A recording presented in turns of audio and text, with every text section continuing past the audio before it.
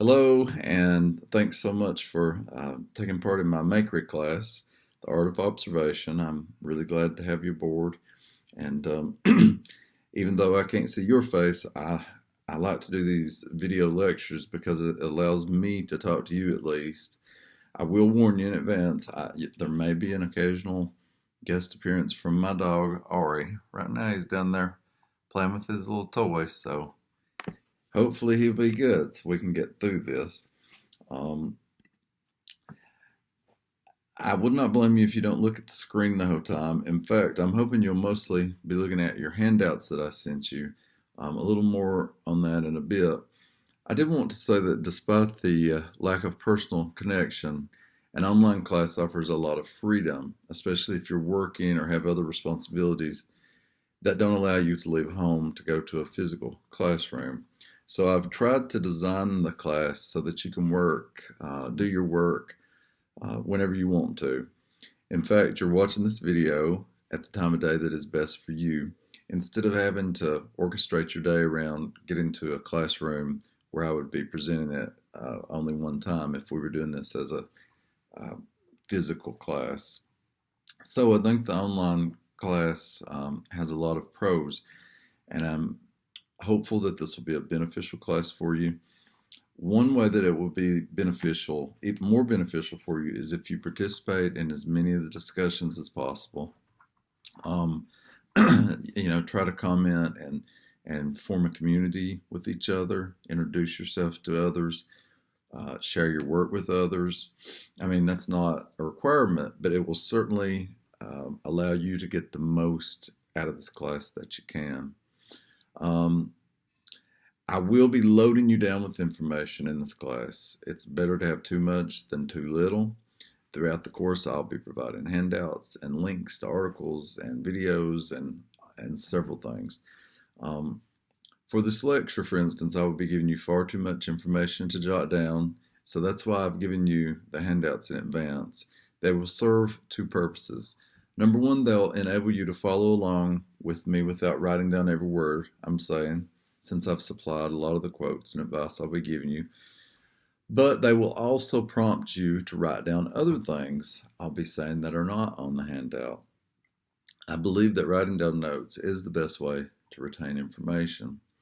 Secondly, the handouts will enable you to readily have this information long after the course is finished. I do ask that you not copy these handouts and share them with others. I'm giving them to you as someone who has purchased this class, and I'd appreciate it if you didn't share them as they're my teaching. Um, on the first day, I posted several handouts that offered a crash course in writing.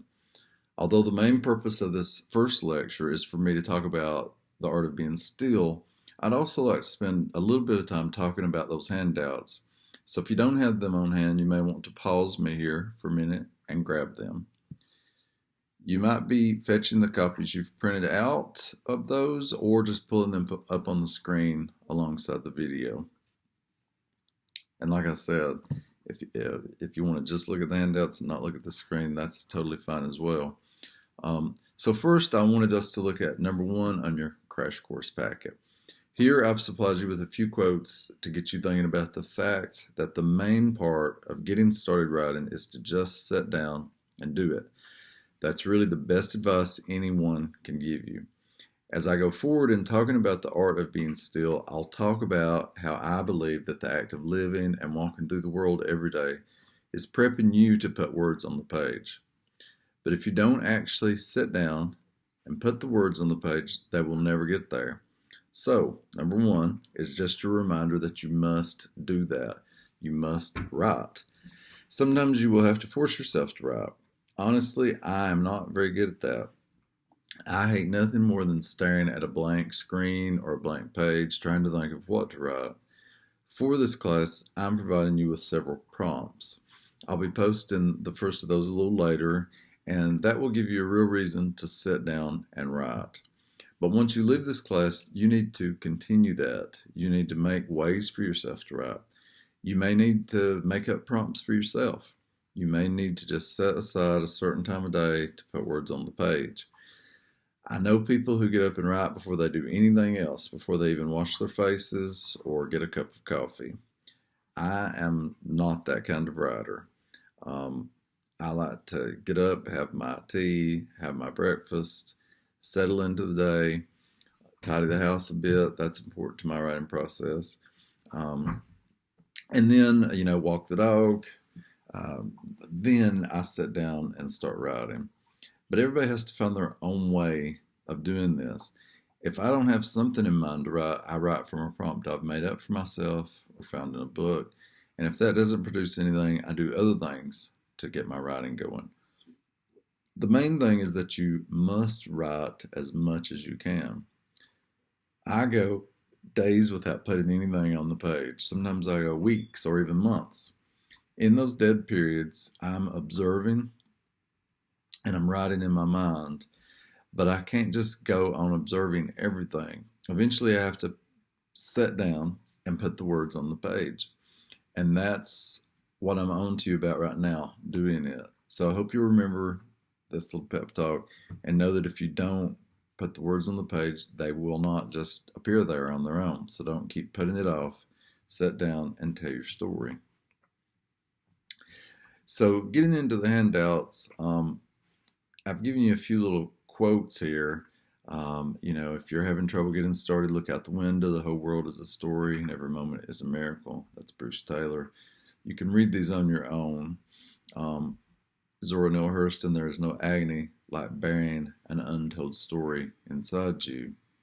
And so these are really just, sort of little inspirational prompts to remind you that everybody has to get themselves going. Now, number 2 on your handout goes into the idea of the essential truth. And this is something that some people really struggle with. This is a fiction class, and our focus is fiction. In a nonfiction class, this discussion would be different. But for fiction, we are not telling a true story. That does not, however, mean that you shouldn't draw on what you know. So I'd like for you to write that down somewhere right now. In all caps, preferably. Write what you know. What I mean by that is that if you know a lot about grief and heartache, use that. If you're one of those lucky people who has lived a great love story with your partner, then use that. If you've known poverty, use that. If you're depressed, use that deep knowledge you have of sadness. My first novel was largely born of the fact that my uncle was murdered when I was 11 years old. Now, when people read that book, Clay's Quilt, they don't come away from it feeling like it's about a murder, but it is about how one family, specifically one young man, is shaped by the murder of his mother. It's about the way an act of violence kills much more than the murdered person. It's about the way stories die and families fall apart and many people are ruined by an act of violence. Having lived through my childhood and seeing the way that my family was impacted by my uncle's murder made me know something specific that not everyone knows. What I knew was this. It's one thing for someone in your family to die, but it's quite another thing for them to be murdered, to be taken by force. And I also knew that such a tragic death had a huge impact on the way my family told stories. They started leaving my uncle out of the stories, or they just completely quit telling the stories because they couldn't bear the pain of talking about him and the past. So having lived through a childhood where I saw my parents and many of the people I loved most so shaped by an act of violence, I ended up writing a novel that is largely about the importance of storytelling. I was using my essential truth. My other books have reported on essential truths of mine as well. In The Cold Tattoo, I was looking at my own experiences with having been raised fundamentalist. That's not what the novel is about at all, but that's the essential truth that keeps going, that keeps coming up throughout the book. So I really like these quotes that are included in section 2 of your crash course packet because they're encouraging you to use what you know, but to be really careful to not tell it too straightforwardly. Emily Dickinson has told us to tell it slant. Or you can think of Flannery O'Connor's advice that the truth is not distorted here, but rather a certain distortion is used to get at the truth. I really love that. All of these quotes are good ones to have at hand because they remind you of the writer's responsibility to tell a good story first and foremost, while also telling some great truth about the world. Now, this would be a good place for me to pause and tell you that I believe that writing is a really profound and important thing.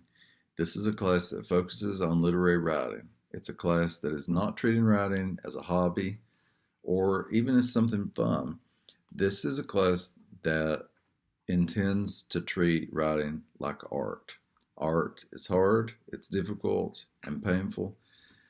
So I don't want you to leave the class necessarily feeling like it's been a lot of fun, so much as I want you to leave it feeling that you're more of an artist having completed it.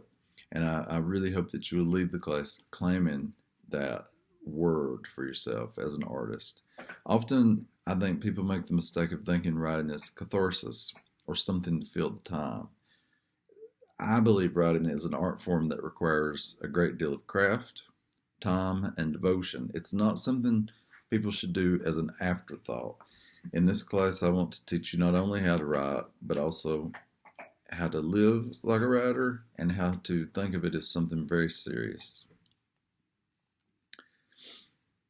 Number 3 in your packet gives you a list of things I think of being the essentials of good writing. For the most part, these are self-explanatory, so I won't go into them since I'll be commenting on most of them later on as we go through the packet.